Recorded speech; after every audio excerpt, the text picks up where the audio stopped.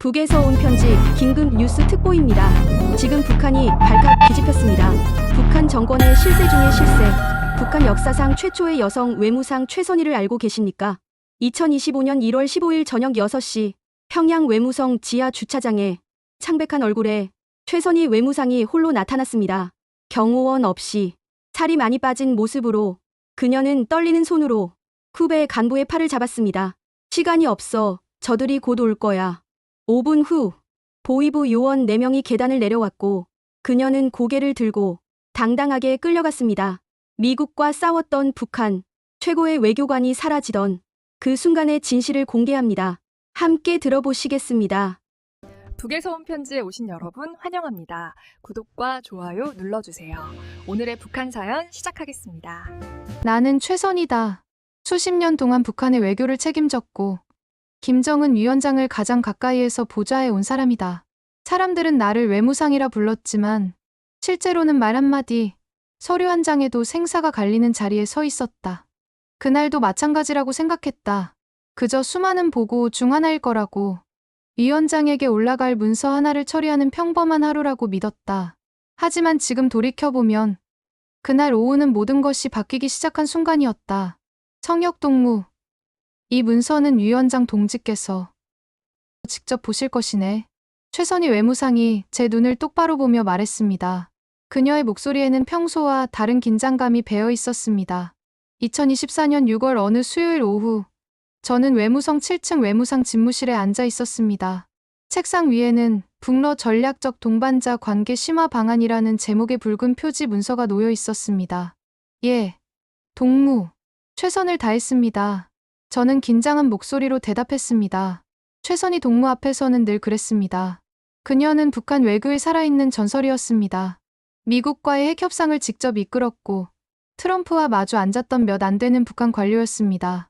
그런 그녀가 지금 제 보고서를 김정은 위원장께 직접 올린다는 겁니다. 러시아가 우리에게 원하는 게 뭔지 자네도 알겠지? 최선희 동무가 창밖을 바라보며 물었습니다. 대동강이 여름 햇살을 받아 반짝이고 있었습니다. 병력입니다. 동무. 저는 조심스럽게 대답했습니다. 정확하네. 그녀가 돌아서서 저를 바라봤습니다. 그 눈빛에는 뭔가 복잡한 감정이 담겨 있었습니다. 피로? 불안? 아니면 체념? 당시에는 정확히 알 수 없었습니다. 푸틴은 우크라이나에서 고전하고 있네. 그들에게 필요한 건 무기만이 아니야. 사람이 필요하네. 훈련된 군인들 말일세. 최선희 동무가 책상 서랍에서 또 다른 문서를 꺼냈습니다. 극비라는 붉은 도장이 찍혀 있었습니다. 1만 명. 1차로 이 정도 규모를 생각하고 있네. 3개월 순환 방식으로 말이야. 제 등에 식은땀이 흘렀습니다. 1만 명이라니. 그게 어떤 의미인지 저는 알고 있었습니다. 동무. 하지만 그건 우리 인민군이 유럽 땅에서 싸운다는 건데. 성역 동무. 최선희 동무가 제 말을 끊었습니다. 그녀의 목소리가 차갑게 식었습니다. 자네는 당이 결정한 길을 의심하는 건가? 위원장 동지의 전략적 결단을 믿지 못하는 건가? 아닙니다. 그런 뜻이 아니라 우리에게는 선택지가 없네. 미국이 우리를 압박하고 있고 중국은 믿을 수 없네. 러시아만이 우리의 진정한 동지야. 그들이 원한다면 우리는 응답해야 하네. 그게 동맹이라는 거 아니겠나? 저는 고개를 숙였습니다. 더 이상 반박할 수 없었습니다. 아니, 반박해서는 안 됐습니다. 알겠습니다. 동무. 좋네. 자네는 이 프로젝트의 실무 책임자가 될 걸세. 일주일에 2번. 나에게 직접 보고하게. 그리고 최선희 동무가 잠시 말을 멈췄습니다. 그녀는 뭔가 더 하고 싶은 말이 있는 것처럼 보였지만 결국 입을 다물었습니다. 조심하게, 성역 동무. 이 일은 매우 민감한 사안이네. 그날 오후, 저는 최선희 외무상 집무실을 나와 복도를 걸었습니다. 제 손은 떨리고 있었습니다. 1만 명의 젊은이들을 전쟁터로 보낸다. 이게 제가 앞으로 담당할 일이었습니다. 저는 박성혁, 당시 47세였습니다. 외무성 산하 대미 협상 실무팀 부팀장이라는 직함을 달고 있었지만 실제로는 러시아 담당이었습니다. 평양시 중구역 창정거리에서 태어나고 자랐습니다. 아버지는 당 간부셨고 2015년에 돌아가셨습니다. 어머니는 그때 이미 72세셨습니다. 혼자 사시면서 제가 보내드리는 돈으로 생활하고 계셨지요. 김일성 종합대학 외교학부를 졸업하고 외무성에 들어온 지 18년째였습니다. 아내 명숙이와는 대학 시절 만났고 딸 지은이는 그해 봄에 아버지와 같은 대학에 입학했습니다. 19살 딸아이가 제 후배가 된 거지요. 그게 얼마나 자랑스러웠는지 모릅니다. 사무실로 돌아오니 책상 위에 새로운 문서들이 쌓여 있었습니다. 러시아 국방부에서 보내온 요청서, 인민무력부 협조 공문, 당 중앙위원회 지시사항, 모두 한 가지를 향하고 있었습니다. 우크라이나 파병. 그날 저녁 퇴근길, 대동강 다리를 건너면서 저는 강물을 내려다봤습니다. 여름 석양이 강물에 비쳐 붉게 물들어 있었습니다. 문득 이런 생각이 들었습니다. 이 붉은 빛이 불길한 징조는 아닐까? 집에 도착하니 아내가 저녁을 차려놓고 기다리고 있었습니다. 여보, 오늘 늦었네요. 무슨 일 있었어요? 응. 좀 중요한 프로젝트를 맡게 됐어. 어머, 좋은 일이네요. 승진하는 거 아니에요? 아내는 기뻐했습니다. 하지만 저는 웃을 수가 없었습니다. 위원장 동지께서 내 보고서를 직접 보신대. 최선희 동무가 그러시더라고. 정말요? 우리 지은이 아빠가 드디어 인정받는구나. 우리는 그날 저녁 소박하게 축하했습니다. 하지만 제 가슴 한구석은 무거웠습니다. 왜 그랬을까요? 권력의 중심에 가까이 갈수록 위험도 커진다는 걸 본능적으로 알고 있었던 것 같습니다. 그날 밤 침대에 누워서도 잠이 오지 않았습니다. 최선희 동무의 마지막 말이 계속 머릿속을 맴돌았습니다. 조심하게, 성역 동무. 무엇을 조심하라는 걸까요? 일을? 사람을? 아니면 권력 그 자체를? 6월 말이 되자 평양에 러시아 군사 대표단이 도착했습니다. 외무성은 물론이고 인민무력부, 당 중앙위원회까지 총동원되었습니다. 저는 회의 자료를 준비하면서 문서 속 숫자들을 봤습니다. 1만 명, 3개월 순환, 특수훈련. 어느 날 저녁 외무성 광장에서 젊은 군인들이 행진하는 걸 봤습니다. 20살쯤 되어 보이는 청년들이었습니다. 제 딸보다 한두 살 많을 뿐이었습니다. 저들도 누군가의 아들이고 누군가의 동생일 텐데. 성역 동무. 뒤에서 동료 김 동무가 불렀습니다. 내일 긴급 회의가 있다네. 러시아 특별 프로젝트 건으로. 자네도 참석해야 할 거야. 알겠네. 그날 밤, 저는 잠을 이루지 못했습니다. 옆에 누운 아내를 보면서 생각했습니다. 이게 정말 옳은 일일까? 우리가 가야 할 길이 맞을까? 하지만 그때까지만 해도 저는 의심을 떨쳐버리려 했습니다. 위원장 동지가 틀릴 리 없다고, 당의 결정이 옳다고 스스로를 설득했습니다. 최선희 동무 같은 분이 이끄는 외교라면 믿을 수 있다고 생각했습니다. 그런데 그 모든 믿음이 산산조각 나는 데에는 단 하루면 충분했습니다. 그날 아침, 평양 하늘은 유난히 맑았습니다. 하지만 외무성 청사 안 분위기는 얼어붙어 있었습니다. 전원 만수대의 사당으로 집결하라. 10시까지, 새벽 6시, 긴급 소집 전화를 받았을 때 저는 이미 무언가 잘못되었다는 걸 느꼈습니다. 18년 외무성 생활에서 이런 긴급 소집은 딱 2번 있었습니다. 한 번은 2017년 미국과의 관계가 최악으로 치달았을 때, 또 한 번은 고위 간부의 숙청이 있었을 때였습니다. 서둘러 옷을 입고 집을 나서면서 아내에게 말했습니다. 오늘은 늦을 것 같아. 걱정하지 말고. 여보, 무슨 일이에요? 표정이. 아니야. 괜찮아. 하지만 괜찮지 않았습니다. 제 손은 떨리고 있었고 등에는 식은땀이 흘렀습니다. 만수대의 사당에 도착하니 이미 수백 명의 간부들이 모여 있었습니다. 외무성뿐만 아니라 인민무력부, 국가보위성, 당 중앙위원회, 북한 권력의 핵심들이 모두 모인 자리였습니다. 복도에서 최선희 외무상을 봤습니다. 그녀의 얼굴은 창백했고 평소의 당당한 모습은 찾아볼 수 없었습니다. 성역 동무, 최선희 동무가 제게 다가와 낮은 목소리로 말했습니다. 오늘 회의에서는 절대 발언하지 말게. 시선도 마주치지 말고 그저 고개를 숙이고 있게. 알겠나? 무슨 일입니까? 동무? 러시아 프로젝트. 차질이 생겼네. 그 짧은 대화 후 우리는 대회의장으로 들어갔습니다. 1000명은 좋게 수용할 수 있는 거대한 공간이었습니다. 붉은 융단, 금빛 샹들리에, 그리고 정면 벽에 걸린 김일성, 김정일 초상화. 저는 뒷줄에 앉았습니다. 가능한 한눈에 띄지 않고 싶었습니다. 10시 정각 문이 열리고 김정은 위원장이 들어왔습니다. 그 뒤를 김여정과 최고위급 간부들이 따랐습니다. 우리는 모두 일어나 박수를 쳤습니다. 하지만 김정은 위원장의 얼굴을 본 순간 저는 알았습니다. 오늘은 평범한 회의가 아니라는 것을. 앉으시오. 위원장의 목소리는 낮고 차가웠습니다. 우리는 일제히 자리에 앉았습니다. 회의장 안은 숨소리조차 들릴 정도로 조용했습니다. 동무들, 우리가 러시아와 맺은 약속이 무엇이오? 위원장이 입을 열었습니다. 우크라이나 전선에 우리 인민군 병력 1만 명을 파견하기로 했소. 9월 1일까지 1차 병력을 보내기로 러시아 국방부와 합의했소. 그런데 지금 어떻게 되었소? 아무도 대답하지 못했습니다. 아직도 3,000명밖에 준비가 안 됐다는 보고를 받았소. 위원장의 목소리가 높아졌습니다. 저는 몸을 움츠렸습니다. 푸틴 대통령이 나에게 직접 전화를 했소. 약속한 병력은 어디 있느냐고.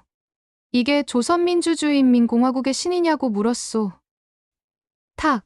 위원장이 연단을 내리쳤습니다. 회의장 전체가 움찔했습니다. 누구 책임이오? 인민무력부. 외무성. 당 조직지도부? 위원장의 시선이 앞줄에 앉은 간부들을 훑었습니다. 그 중에는 최선희 외무상도 있었습니다. 최선희 동무. 위원장이 이름을 불렀습니다. 최선희 동무가 벌떡 일어났습니다. 예. 이 위원장 동지. 동무가 러시아와의 협상을 총괄했소. 왜 이런 결과가 나왔소? 왜 약속을 지키지 못했소? 송구합니다. 위원장 동지. 훈련 일정과 수송 문제에서 예상치 못한 차질이.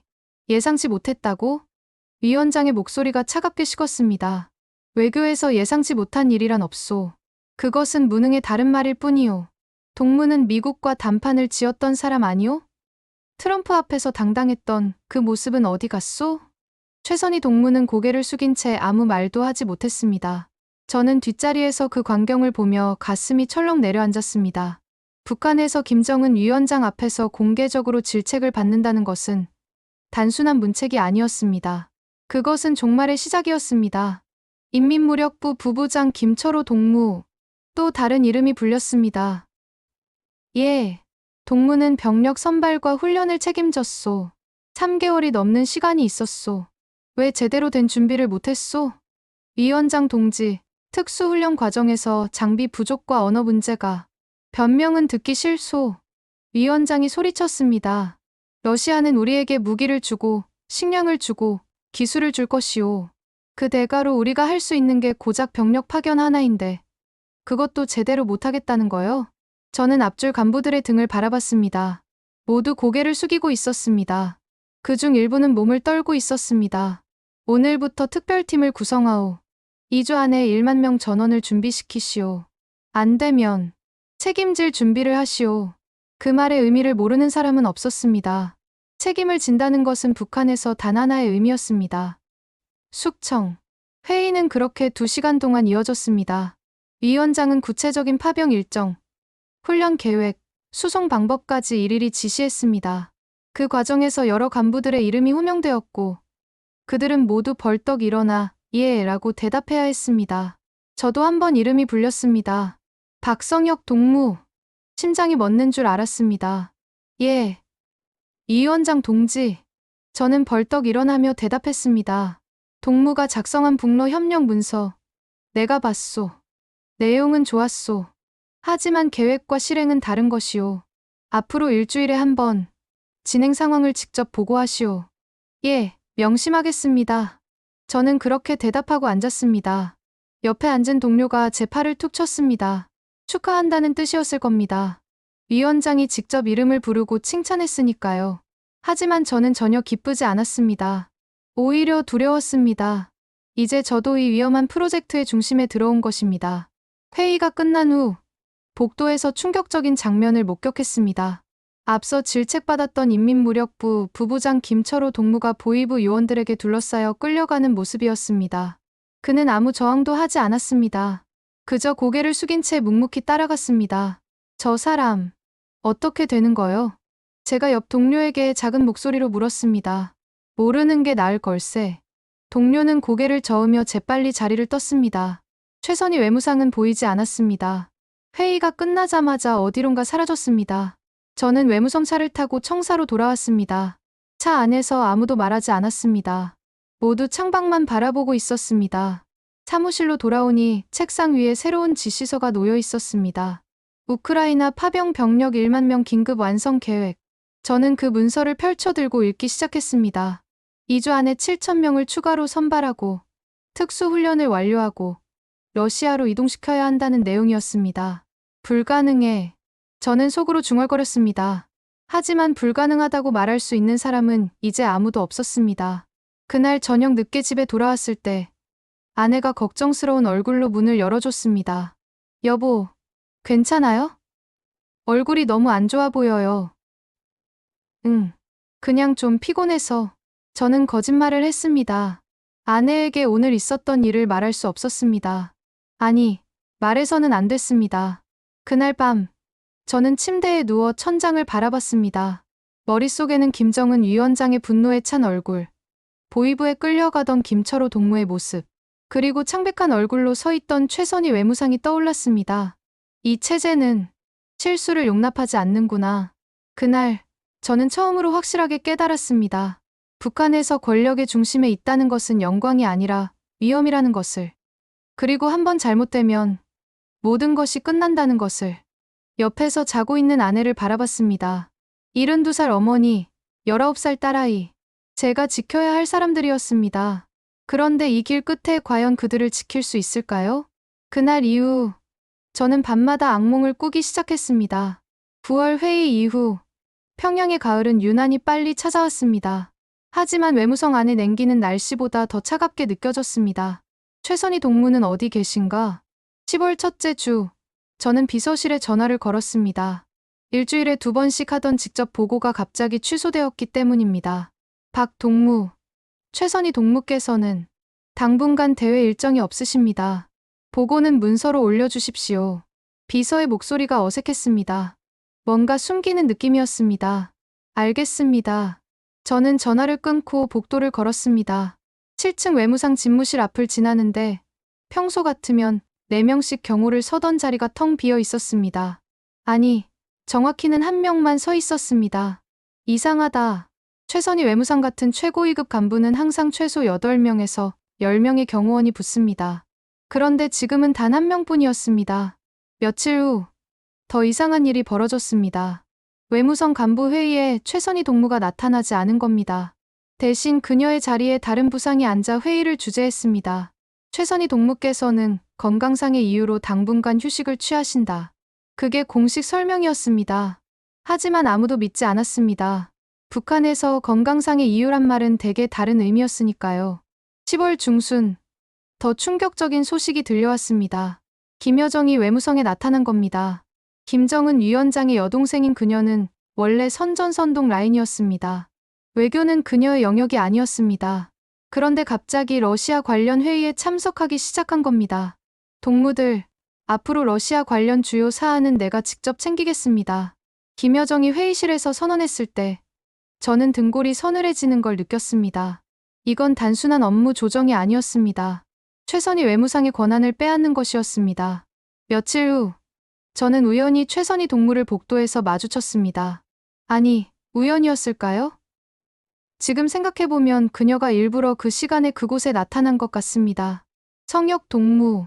그녀가 저를 불렀습니다. 주변에 사람이 없는지 확인한 후였습니다. 예.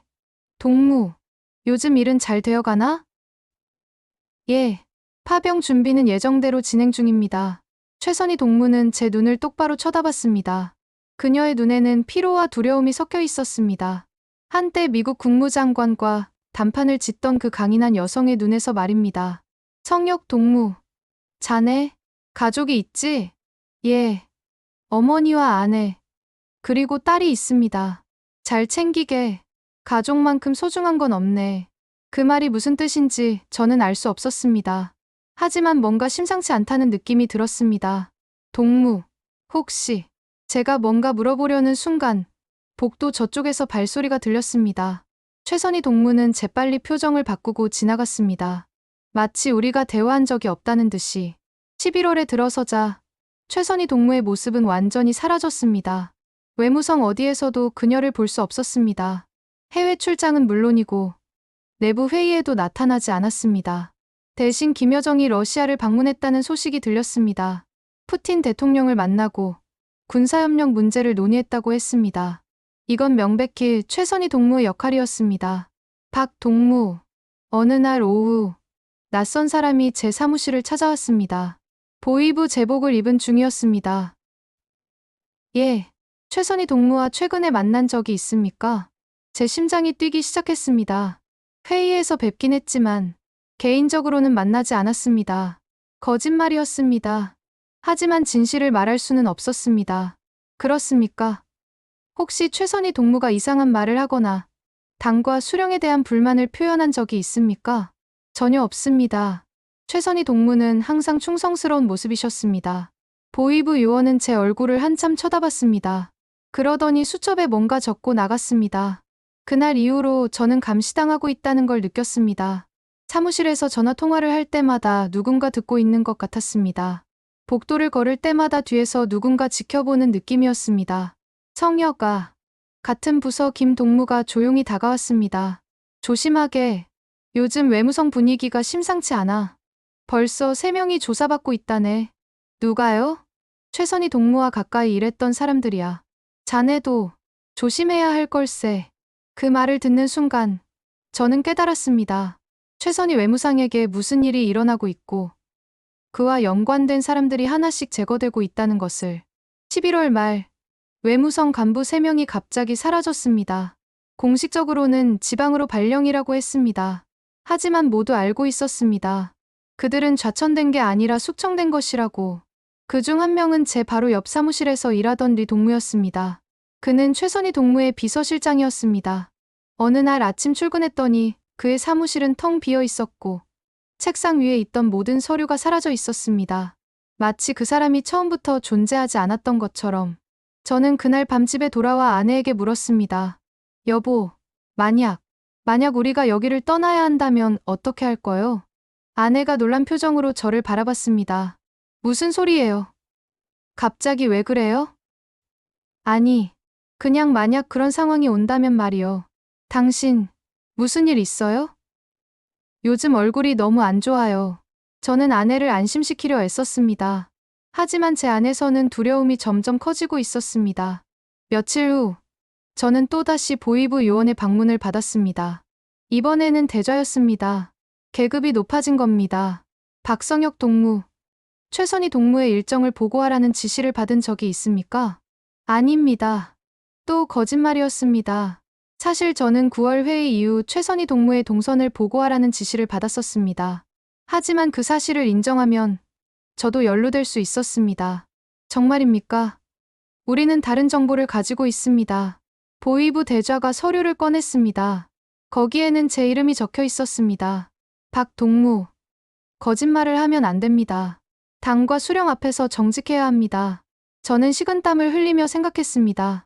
인정할까, 부인할까, 어느 쪽이든 위험했습니다. 제가 착각했습니다. 맞습니다. 한두 번 최선희 동무의 일정을 보고한 적이 있습니다. 하지만 그건 정상적인 업무 보고였습니다. 그렇습니까? 그럼 최선희 동무가 당과 수령에 불만을 표시한 걸 들은 적이 있습니까? 절대 없습니다. 저는 단호하게 대답했습니다. 이건 진실이었습니다. 최선희 동무는 제 앞에서 한 번도 체제를 비판한 적이 없었습니다. 보이부 대좌는 한참을 저를 쳐다보다가 나갔습니다. 하지만 경고를 남겼습니다. 앞으로도 계속 지켜볼 것입니다. 박 동무. 그날 밤, 저는 잠들 수 없었습니다. 최선희 외무상은 어디에 있는 걸까? 살아있기는 한 걸까? 그리고 저는 안전한 걸까? 이제 저는 확실히 알았습니다. 저도 감시 대상이 되었다는 것을. 그리고 언제든 최선희 동무처럼 사라질 수 있다는 것을. 11월의 마지막 날, 저는 외무성 화장실에서 우연히 오래된 동료를 만났습니다. 그가 귓속말로 말했습니다. 성여가, 최선희 동무가 강동 정치범 수용소로 갔다는 소문이 있네. 제 온몸에 전율이 흘렀습니다.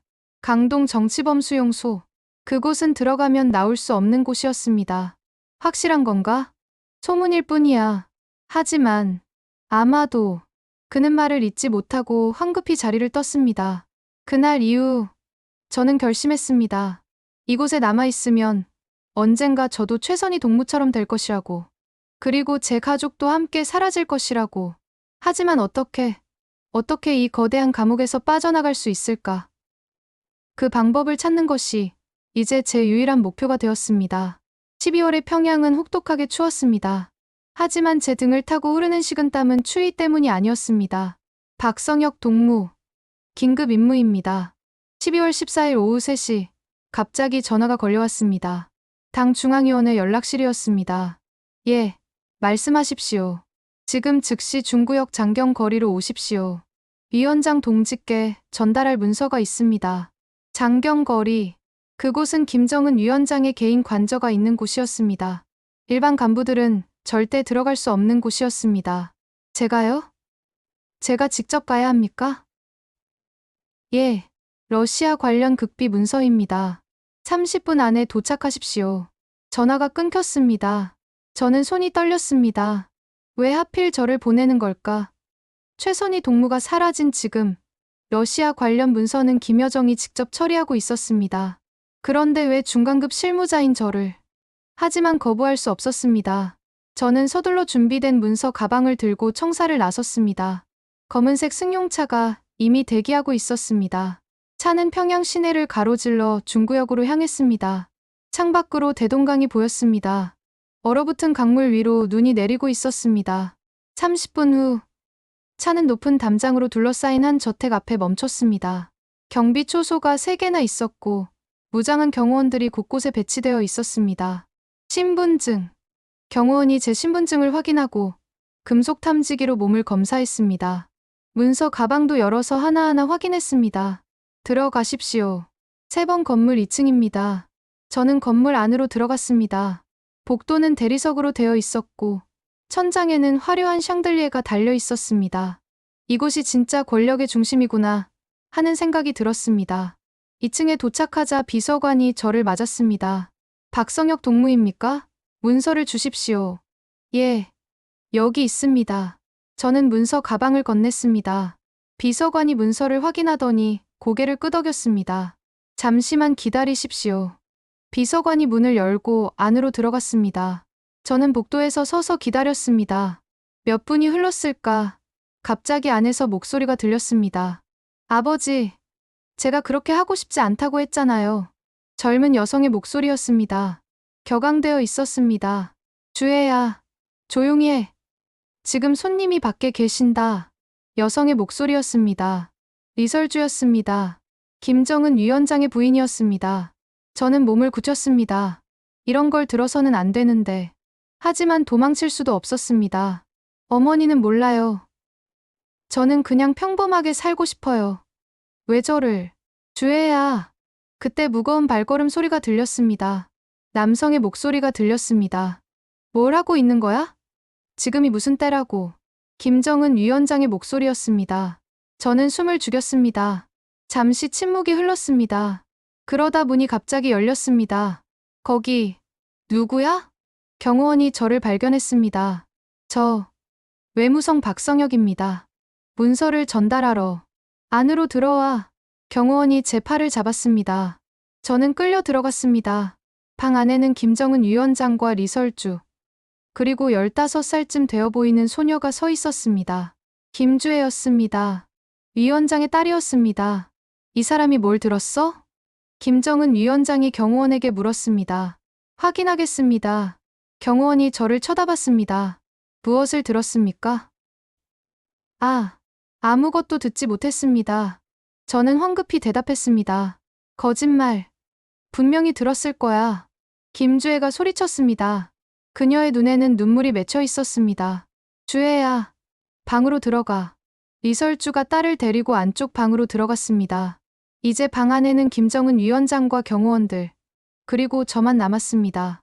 위원장이 저를 쳐다봤습니다. 그의 눈빛은 차가웠습니다. 박성혁 동무라고 했나? 예. 이 위원장 동지.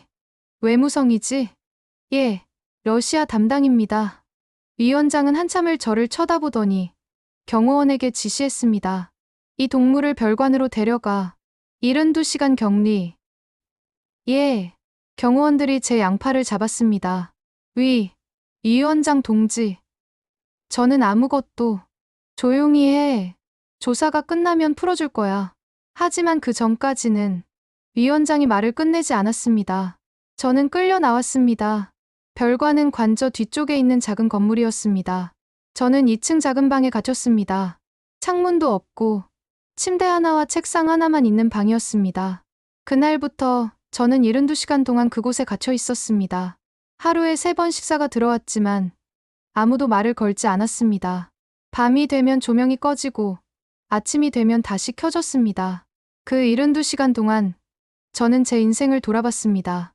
만약 제가 여기서 나가지 못한다면, 만약 오늘 들은 것 때문에 제거된다면, 어머니는, 아내는, 딸은? 김주애. 그 이름은 외부에 거의 알려지지 않았습니다. 후계자 문제는 북한에서 가장 민감한 사안이었습니다. 그리고 저는 그 핵심을 목격한 것입니다. 김주애가 후계자가 되기를 원치 않는다는 것을, 가족 내부에 갈등이 있다는 것을, 이런 걸 알아버렸다. 나는 이제 끝이다. 저는 절망했습니다. 3일째 되는 날 오후, 문이 열렸습니다. 보위부 대좌가 들어왔습니다. 박성혁 동무. 예, 당신이 관저에서 들은 것을 말하시오. 아무것도 듣지 못했습니다.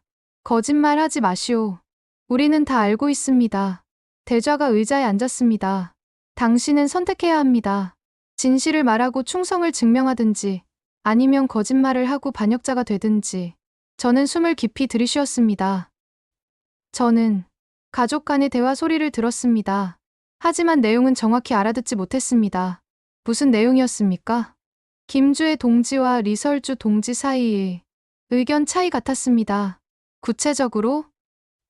그건 제가 정확히 듣지 못했습니다. 대좌가 고개를 끄덕였습니다. 좋습니다. 그럼 다음 질문입니다.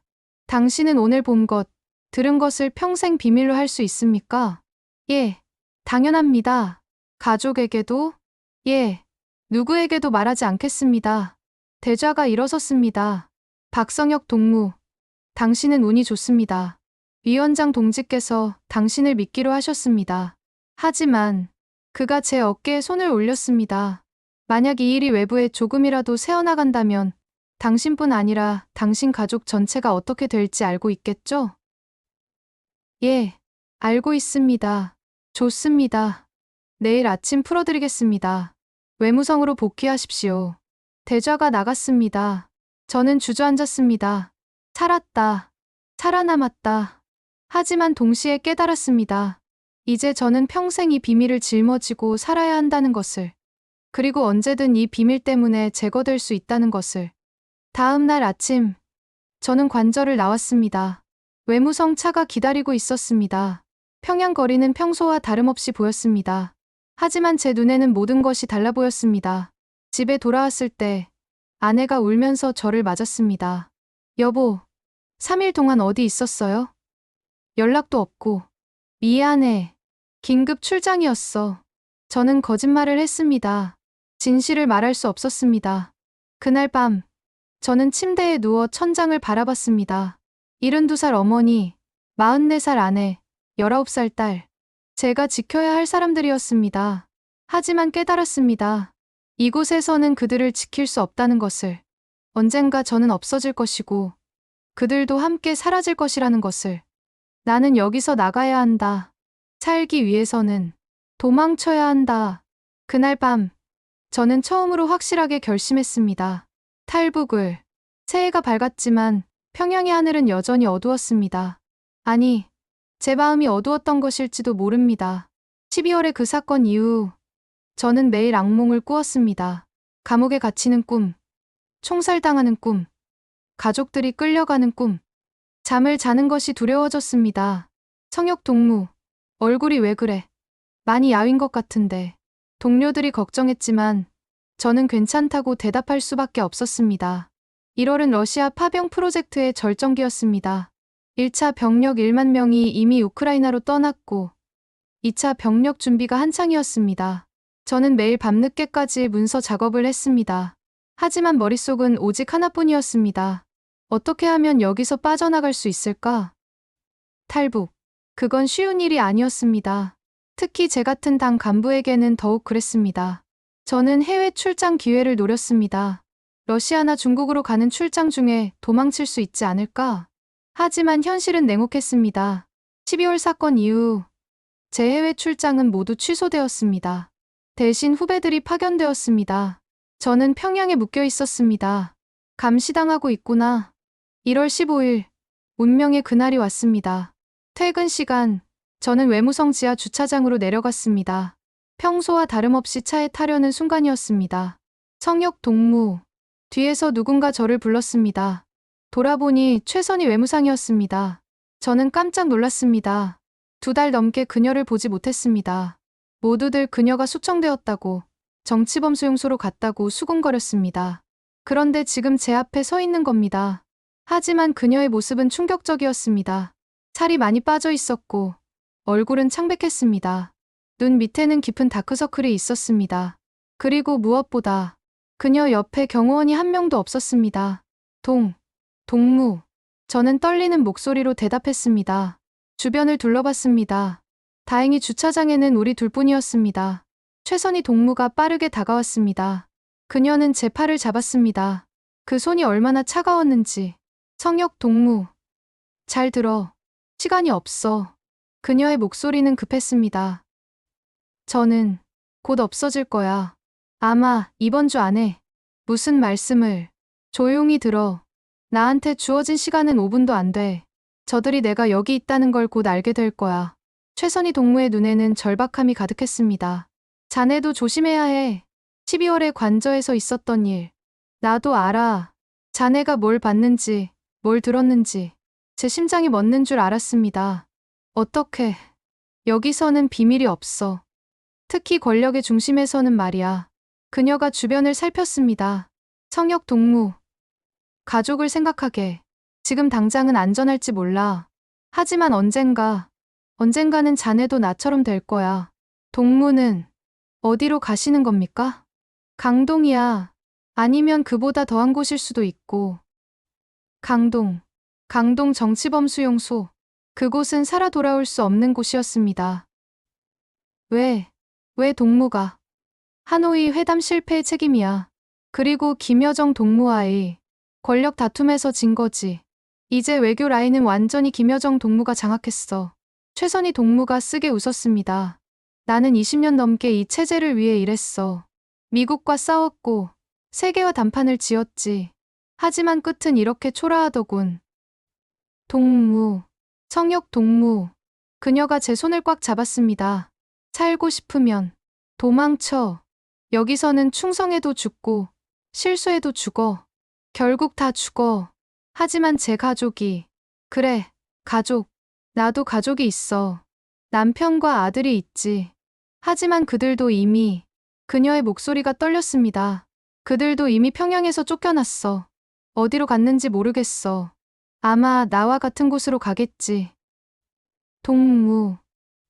동무. 이제 끝이야. 성역 동무. 나도 오래 못 버텨. 그리고 자네도 여기 남아있으면 안 돼. 그때 위층에서 발소리가 들렸습니다. 여러 명이 계단을 내려오고 있었습니다. 벌써 왔구나. 최선희 동무가 제 손을 놓았습니다. 기억해. 성역 동무. 가족만큼 소중한 건 없어. 그들을 지켜. 설령 여기서 떨어져 있더라도 살아있어야 언젠가 다시 만날 수 있어. 동무. 저는 그녀를 붙잡으려 했습니다. 하지만 그녀는 뒤로 물러섰습니다. 잊지 마. 자네는 아직 기회가 있어. 보위부 요원들이 계단을 내려왔습니다. 4명이었습니다. 최선희 동무. 무엇을 하고 있습니까?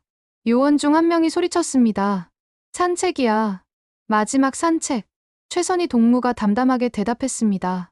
그녀는 제게 마지막으로 눈빛을 보냈습니다. 그 눈빛에는 슬픔과 동시에 해방감 같은 것이 있었습니다. 요원들이 그녀를 에워쌌습니다. 그녀는 저항하지 않았습니다. 그저 고개를 들고 당당하게 걸었습니다. 박성혁 동무. 요원 중 한 명이 저를 쳐다봤습니다. 예. 방금 무슨 대화를 했습니까? 저는 그냥 인사를 받았을 뿐입니다. 무슨 이야기를 했습니까? 건강을 물어보셨습니다. 저는 괜찮다고 대답했습니다. 요원은 의심스러운 눈빛으로 저를 쳐다봤습니다. 하지만 더 이상 묻지 않았습니다.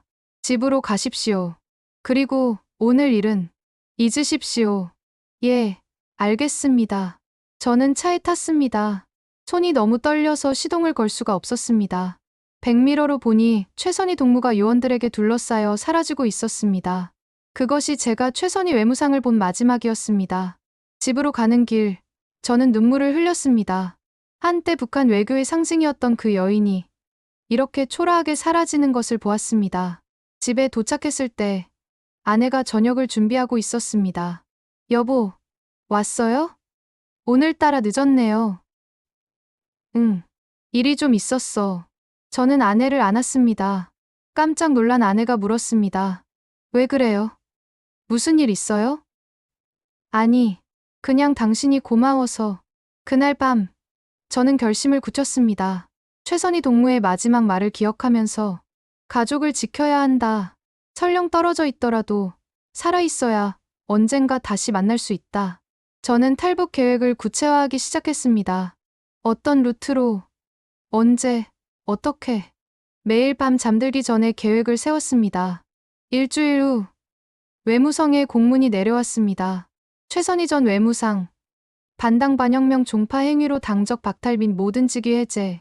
공식적으로 그녀는 반역자가 되었습니다. 하지만 저는 알고 있었습니다. 그녀는 반역자가 아니라 희생자였다는 것을. 그날 이후 외무성에는 대대적인 사상 검열이 시작되었습니다. 최선희 동무와 가까웠던 사람들이 하나둘씩 조사받았습니다. 저도 다시 한번 보위부의 조사를 받았습니다. 최선희와 마지막으로 언제 만났습니까? 1월 15일 주차장에서 우연히 마주쳤습니다. 무슨 대화를 했습니까? 건강 인사를 나눴을 뿐입니다. 거짓말이었습니다. 하지만 진실을 말하면 저도 끝이었습니다. 보위부는 제가 거짓말하고 있다는 걸 알았을 겁니다. 하지만 증거가 없었습니다. CCTV가 없는 구석진 주차장에서의 5분간의 대화. 그것은 제 기억 속에만 남았습니다. 조사가 끝난 후 저는 더욱 확신했습니다. 여기서는 살 수 없다. 최선희 동무의 마지막 경고가 계속 귓가에 맴돌았습니다. 이제 끝이야. 나도 오래 못 버텨. 그리고 자네도. 저는 매일 밤 비밀리에 탈북 준비를 했습니다. 중국으로 가는 방법, 브로커를 만나는 방법, 한국으로 가는 루트. 하지만 가장 큰 문제가 있었습니다. 가족이었습니다. 어머니, 아내, 딸을 두고 떠날 수 있을까? 아니, 떠나야만 했습니다. 살기 위해서는. 2월에 평양은 혹독하게 추웠습니다. 하지만 제 마음은 더 차가웠습니다. 최선희 외무상을 마지막으로 본 후 저는 매일 탈북 계획을 세웠습니다. 여보, 요즘 왜 이렇게 잠을 못 자요? 아내가 걱정스러운 표정으로 물었습니다. 매일 밤 저는 침대에 누워 천장만 바라봤습니다. 일이 많아서 그래. 걱정하지 마. 거짓말이었습니다. 사실 저는 탈출 방법을 고민하고 있었습니다. 처음에는 러시아 출장을 노렸습니다.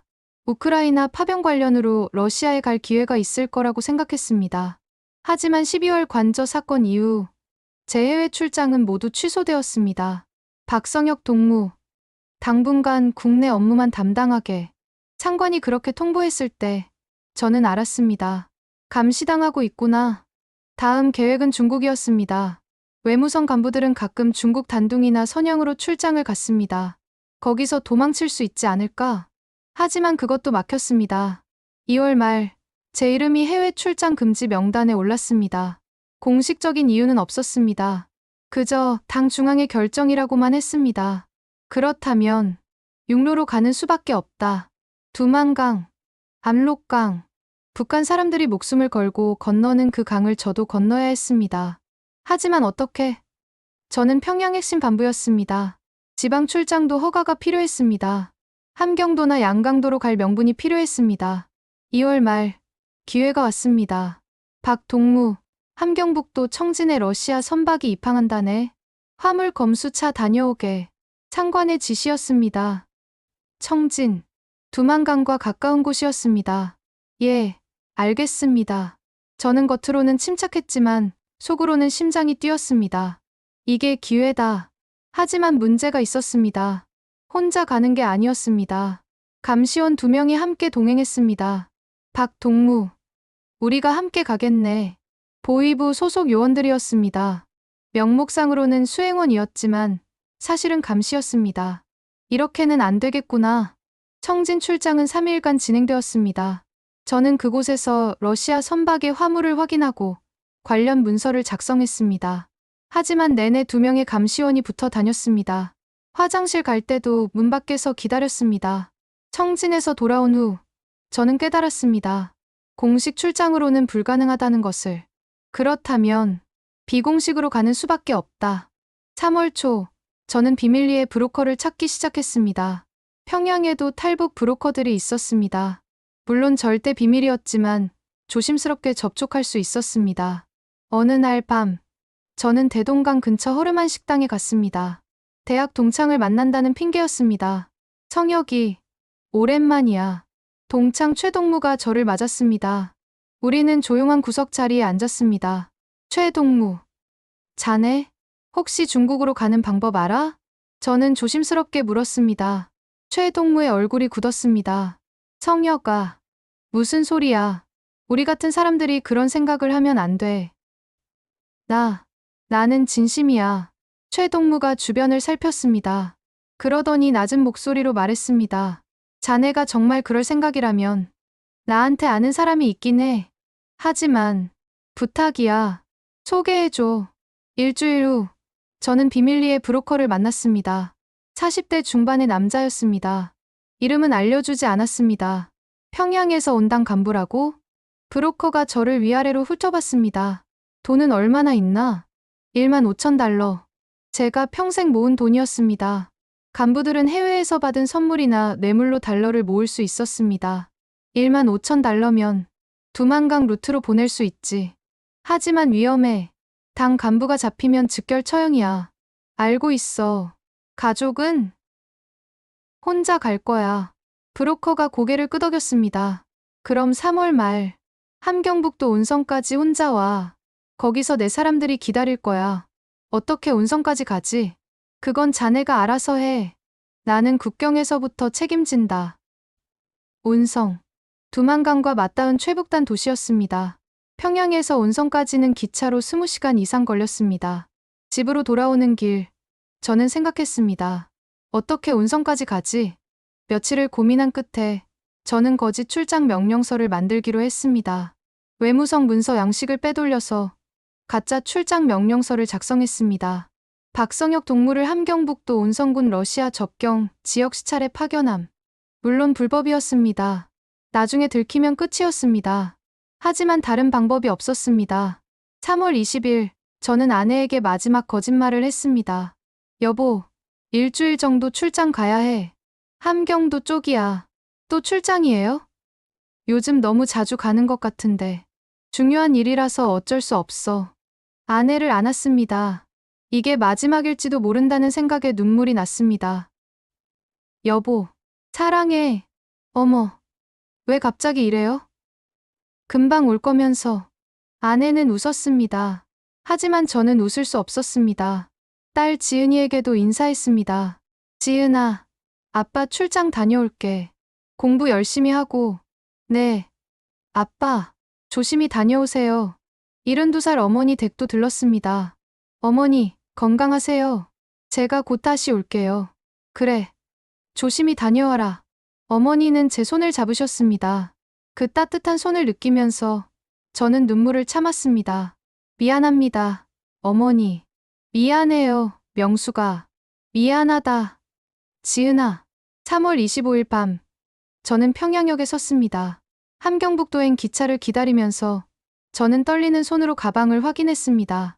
가짜 출장 명령서, 신분증, 15,000달러, 그리고 가족 사진 한 장.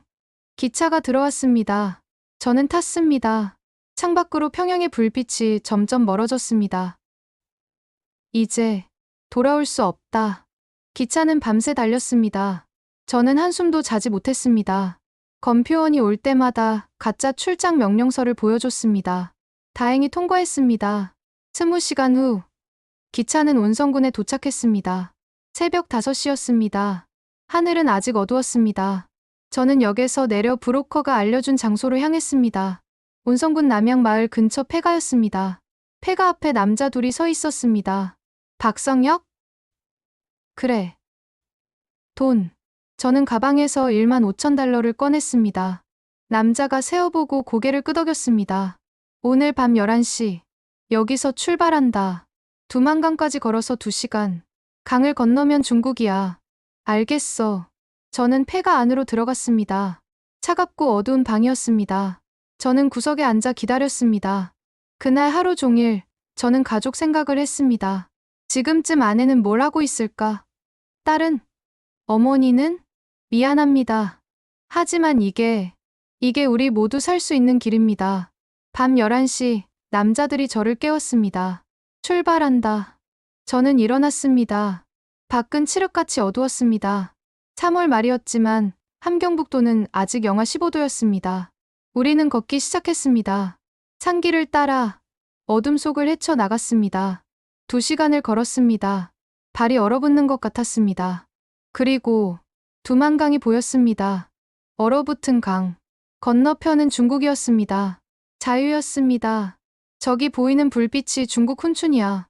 강을 건너면 내 중국 쪽 사람이 기다리고 있어. 알겠어. 조심해.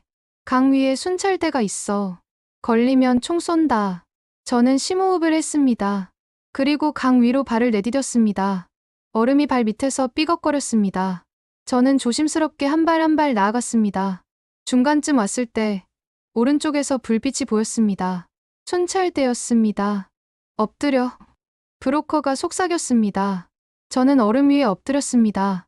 너무 추워서 온몸이 떨렸습니다. 순찰대가 지나갔습니다. 저는 숨을 죽였습니다. 제발. 5분이 지났을까? 순찰대가 멀어졌습니다.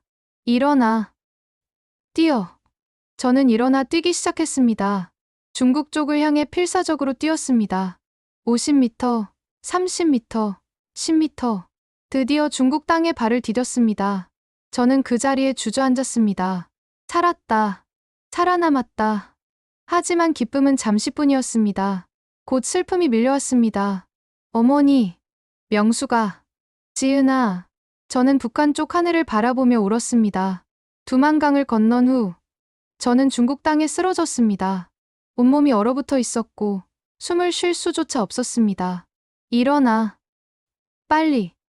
중국 쪽 브로커가 저를 일으켰습니다. 30대 조선족 남자였습니다. 여기 오래 있으면 안 돼.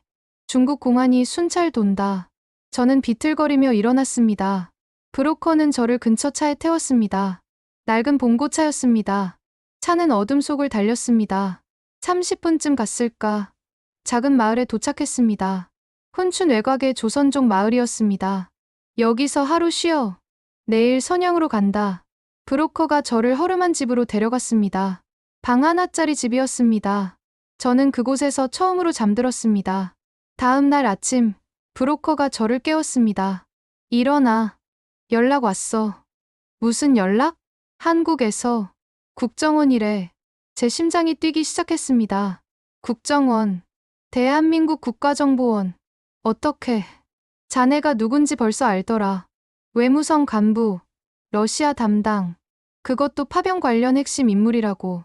브로커가 휴대전화를 건넸습니다. 여보세요?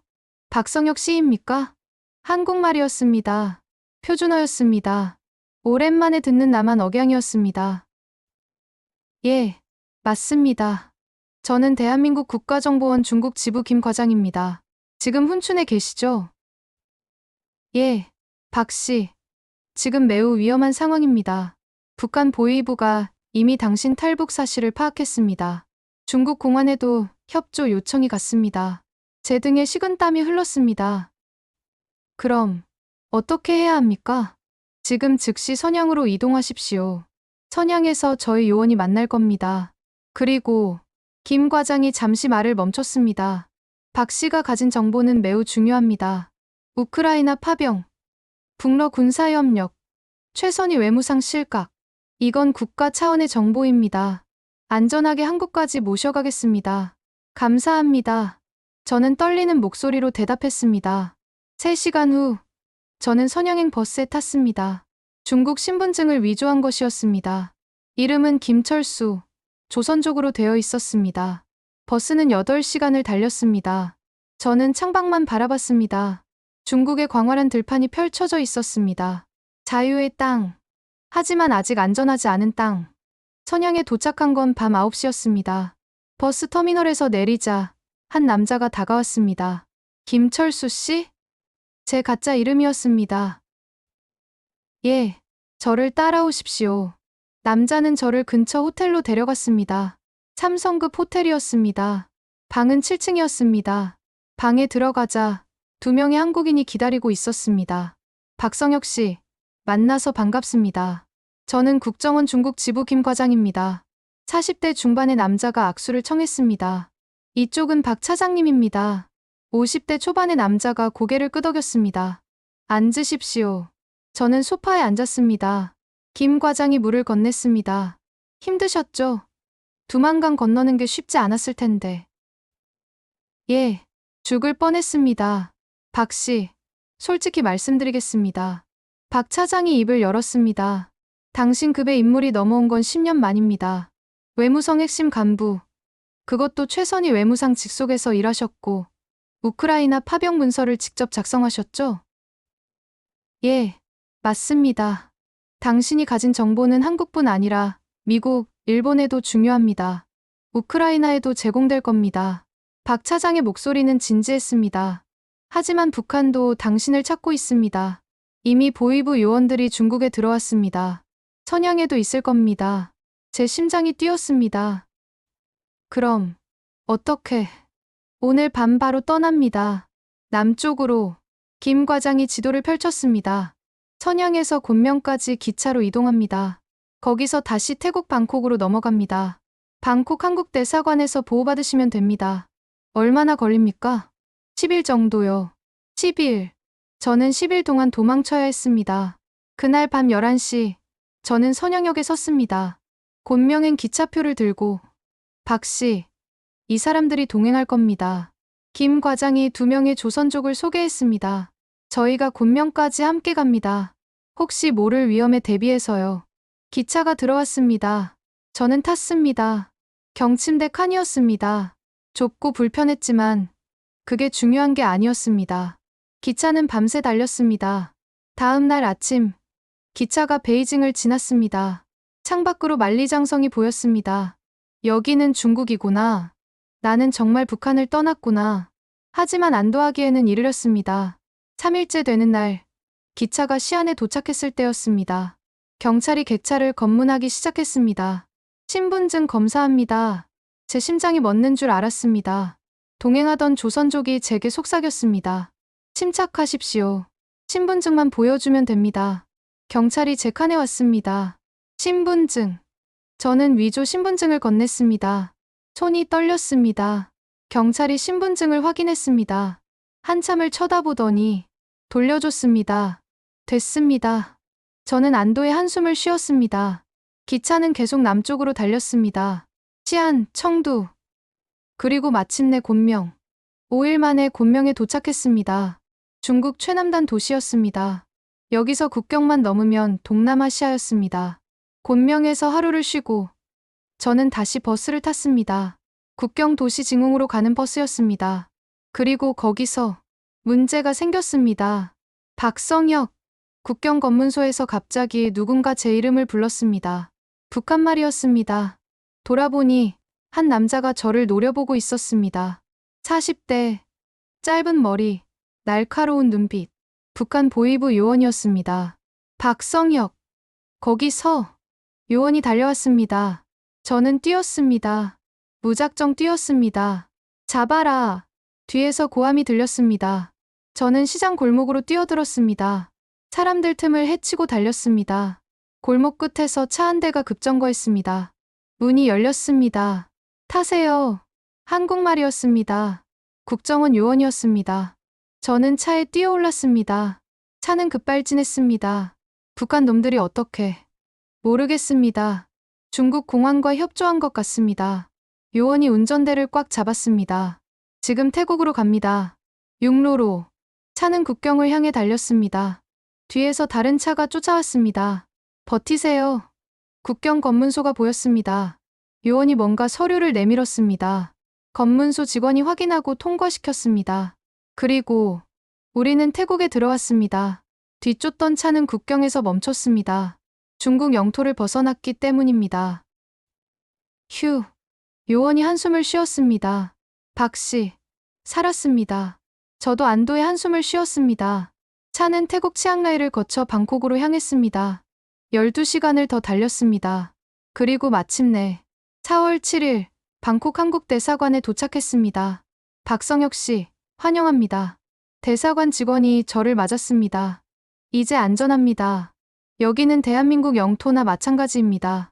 저는 그 자리에 주저앉았습니다. 평양을 떠난 지 2주일 만이었습니다.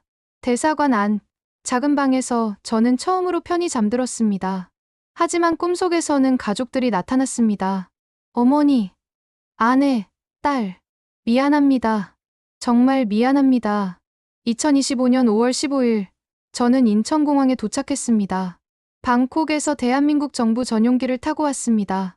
국정원의 특별 보호를 받았습니다. 비행기에서 내리자 한국 땅이 보였습니다. 자유의 나라. 하지만 제 가슴은 무거웠습니다. 박성혁 씨, 이쪽으로 오십시오. 국정원 요원들이 저를 안내했습니다. 일반 입국장이 아니라 특별 통로로 갔습니다. 기자들이 있었지만 저는 얼굴을 가리고 지나갔습니다. 차를 타고 경기도 어느 시설로 갔습니다. 하나원이었습니다. 탈북자들의 정착 교육을 받는 곳이었습니다. 박 씨, 여기서 3개월간 교육을 받으시게 됩니다. 하나원 직원이 설명했습니다. 하지만 저는 일반 탈북자들과 달랐습니다. 저는 외무성 간부 출신이었습니다. 북한 핵심 정보를 가진 사람이었습니다. 입소 다음 날부터 국정원 조사가 시작되었습니다. 박 씨, 우크라이나 파병에 대해 구체적으로 말씀해 주십시오. 매일 4시간씩 조사를 받았습니다. 북러 군사협력, 파병 규모, 훈련 방법, 수송 경로. 제가 아는 모든 것을 말했습니다. 최선희 외무상의 마지막 모습을 봤다고 하셨죠? 예. 1월 15일 외무성 지하 주차장에서였습니다. 그때 무슨 말을 하셨습니까? 자신이 곧 없어질 거라고. 강동으로 간다고 했습니다. 조사관이 고개를 끄덕이며 기록했습니다. 김주애와 관련된 이야기도 해주십시오. 12월에 김정은 위원장 관저에서 김주애와 리설주의 대화를 들었습니다. 저는 그날의 기억을 떠올렸습니다. 김주애가 후계자가 되기를 원치 않는다는 것, 가족 내부의 갈등. 이 정보는 미국 정보당국에도 제공될 겁니다. 조사관이 말했습니다. 박 씨가 가진 정보는 단순히 탈북자 정보가 아닙니다. 이건 국가안보 차원입니다. 3개월간의 조사와 교육이 끝났습니다. 8월, 저는 하나원을 나왔습니다. 서울 은평구의 작은 원룸을 얻었습니다. 정부 지원금으로였습니다. 방 하나, 화장실 하나. 평양에서 살던 아파트에 비하면 초라했습니다. 하지만 여기는 자유가 있었습니다. 첫날 밤, 저는 편의점에 갔습니다. 24시간 영업하는 편의점. 북한에서는 상상도 할 수 없는 일이었습니다. 어서 오세요. 알바생이 밝게 인사했습니다. 저는 멍하니 서 있었습니다. 진열대에는 온갖 물건들이 넘쳐났습니다. 라면, 과자, 음료수, 빵. 배급 없이도 돈만 있으면 뭐든 살 수 있었습니다. 저는 컵라면 하나를 집었습니다. 집으로 돌아와 끓여 먹었습니다. 한국 라면. 평양에서는 상상도 못할 맛이었습니다. 하지만 눈물이 났습니다. 명수가, 지은아, 어머니, 이 자유를 함께 누릴 수 없다는 게 너무 슬펐습니다. 9월부터 저는 한국 사회에 적응하기 시작했습니다. 말투부터 달랐습니다. 박 씨, 동무가 아니라 씨라고 하셔야 해요. 하나원 상담사가 웃으며 말했습니다. 네, 알겠습니다. 은행 계좌를 만들고 휴대전화를 샀습니다. 인터넷도 자유롭게 쓸 수 있었습니다. 어느 날, 저는 인터넷으로 북한 뉴스를 검색했습니다. 제 이름이 나올까봐 조심스러웠습니다. 하지만 아무것도 없었습니다. 북한 매체는 제 탈북에 대해 한마디도 하지 않았습니다. 완전한 침묵이었습니다. 나는 처음부터 없었던 사람이 된 거구나. 10월, 국정원에서 연락이 왔습니다. 박 씨, 댁 가족에 대한 정보가 들어왔습니다. 제 심장이 뛰었습니다. 어머니와 부인, 따님이 평양에서 추방되었습니다. 어디로요? 함경남도 산골 지역으로 보입니다. 정확한 위치는 파악 중입니다. 생사는요? 살아 계신 것으로 파악됩니다. 하지만 요원이 말을 멈췄습니다. 매우 힘든 생활을 하고 계실 겁니다. 정치범 가족이니까요. 저는 주저앉았습니다. 미안합니다. 정말 미안합니다. 11월, 저는 작은 일자리를 얻었습니다. 외국어 번역 아르바이트였습니다. 영어와 러시아어를 할 수 있어서 가능했습니다. 돈을 벌면서 저는 조금씩 한국 사회에 적응했습니다. 지하철을 타고 카페에 가고 마트에서 장을 봤습니다. 하지만 매일 밤 악몽을 꿨습니다. 어머니가 눈 내리는 산골에서 굶주리는 꿈, 아내가 신문 받는 꿈, 딸이 우는 꿈. 내가 그들을 지옥으로 보냈다. 12월, 지금 저는 이 이야기를 하고 있습니다. 서울 은평구 작은 원룸에서 창밖으로 서울의 야경이 보입니다. 빌딩에 불이 켜져 있고 자동차들이 달리고 사람들이 자유롭게 걸어 다닙니다. 이게 자유입니다. 이게 제가 목숨 걸고 얻은 것입니다. 하지만 대가가 너무 컸습니다. 72살 어머니, 44살 아내, 19살 딸. 그들은 지금 함경남도 어느 산골에서 겨울을 나고 있을 겁니다. 쟤 때문에. 박 씨, 괜찮으세요? 상담사가 물었습니다. 저는 매주 트라우마 상담을 받고 있습니다. 아니요. 괜찮지 않습니다. 가족 생각이 많이 나시죠? 네. 매일 밤 꿈에 나타납니다. 박 씨는 잘못한 게 없어요. 살기 위해 선택한 거예요. 하지만 저는 알고 있습니다. 저는 그들을 버렸다는 것을. 어느 날, 저는 북한 인권단체를 찾아갔습니다. 제 가족을 꺼낼 방법이 없을까요? 박 씨, 솔직히 말씀드리면 정치범 가족을 꺼내는 건 거의 불가능합니다. 거의요? 조금이라도 가능성이 있다는 건가요? 통일이 되면 그때는 가능하겠죠. 통일. 언제가 될지 모르는 그날. 저는 매일 기도합니다. 통일이 되기를. 그래서 다시 가족을 만나기를. 최근 뉴스를 봤습니다. 북한이 우크라이나에 추가로 병력을 보냈다고 합니다. 2차, 3차 파병이 계속되고 있다고 합니다. 제가 작성했던 그 문서들. 그게 현실이 되었습니다. 수만 명의 북한 젊은이들이 지금 우크라이나 전선에서 싸우고 있습니다. 최선희 외무상은 어떻게 되었을까요? 정말 강동 정치범 수용소에 있을까요? 아니면 이미 김정은 위원장은 여전히 권력을 휘두르고 있을 겁니다. 김주애는 후계자로 키워지고 있을까요? 이 모든 이야기를 저는 세상에 알리고 싶습니다. 북한이 얼마나 잔혹한 곳인지, 권력이 얼마나 무서운 것인지, 그리고 자유가 얼마나 소중한지. 하지만 동시에 고백합니다. 저는 비겁한 사람입니다. 가족을 두고 혼자 도망친 사람입니다. 매일 밤 어머니의 얼굴이 떠오릅니다. 성혁아, 조심히 다녀와라. 그게 마지막 말씀이었습니다. 아내의 웃음이 떠오릅니다. 금방 올 거면서 왜 이래요? 그게 마지막 미소였습니다. 딸의 목소리가 들립니다. 아빠, 조심히 다녀오세요. 그게 마지막 인사였습니다. 저는 그들에게 거짓말을 했습니다. 곧 돌아올게라고. 하지만 저는 돌아가지 않았습니다. 돌아갈 수 없었습니다. 이제 저는 여기 서울에서 살아갑니다. 자유롭게. 하지만 죄책감 속에서 북한은 저에 대해 침묵하고 있습니다. 제가 탈북했다는 사실을 인정하지 않습니다. 제가 처음부터 존재하지 않았던 것처럼. 하지만 저는 여기 있습니다. 살아서 증언하고 있습니다. 언젠가 통일이 되면 저는 고향으로 달려갈 겁니다. 어머니를 찾고, 아내를 찾고, 딸을 찾을 겁니다. 그리고 무릎 꿇고 용서를 빌 겁니다. 미안합니다. 혼자 살아남아서 미안합니다. 하지만 그날이 올 때까지 저는 이 이야기를 계속할 겁니다. 북한 주민들도 언젠가 이 방송을 볼 날이 올 겁니다. 그때 그들이 알았으면 합니다. 권력의 중심에도 사람이 있다는 것을. 그 사람들도 두려움 속에 산다는 것을.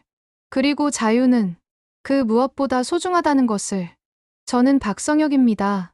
북한 외무성 간부 출신, 탈북자, 그리고 가족을 그리워하는 한 사람의 아버지, 남편, 아들입니다. 제 이야기를 들어주셔서 감사합니다.